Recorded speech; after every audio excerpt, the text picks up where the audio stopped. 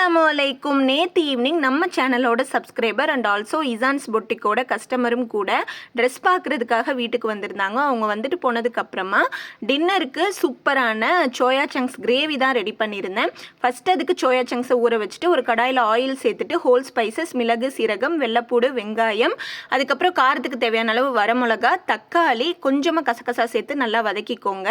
அது ஆறட்டும். அந்த கேப்லேயே மாவு பிசைஞ்சிக்கலாம். எனக்கு பார்த்துட்டிங்கன்னா சீஸ் சப்பாத்தி சாப்பிடணும் போல் ஒரே கிரேவிங்ஸாக இருந்தது. ஸோ கொஞ்சமாக மைதா மாவும் பிசைஞ்சு வச்சுக்கிட்டேன். மைதா வந்து அன்ஹெல்தி தான், பட் என்னைக்காவது ஒரு நாள் ஆசைக்கு சாப்பிடலாம். அதுக்கப்புறம் நம்ம வதக்கி வச்சுருந்ததை நல்லா ஒரு ஸ்மூத் பேஸ்ட்டாக அரைச்சி எடுத்துகிட்டு ஒரு கடாயில் ஆயில் சேர்த்துட்டு ஊற வச்சுருந்த சோயா சங்க்ஸை பிழிஞ்சு அதில் சேர்த்துட்டு கொஞ்சமாக உப்பு, மிளகாய்த்தூள் கொஞ்சம், மல்லித்தூள் கொஞ்சம், தயிருமே சேர்த்துருக்கேன். அதை நல்லா மிக்ஸ் பண்ணிவிட்டு கொஞ்சம் மிளகுத்தூள், சீரகத்தூள் சேர்த்துட்டு தேவையான அளவு தண்ணி, கொத்தமல்லி ஆட் பண்ணி லிட் க்ளோஸ் பண்ணிடுங்க. மீடியம் ஃப்ளேமில் வச்சு கொஞ்ச நேரம் குக் பண்ணி எடுத்திங்கன்னா சூப்பரான கிரேவி ரெடி ஆயிரும்.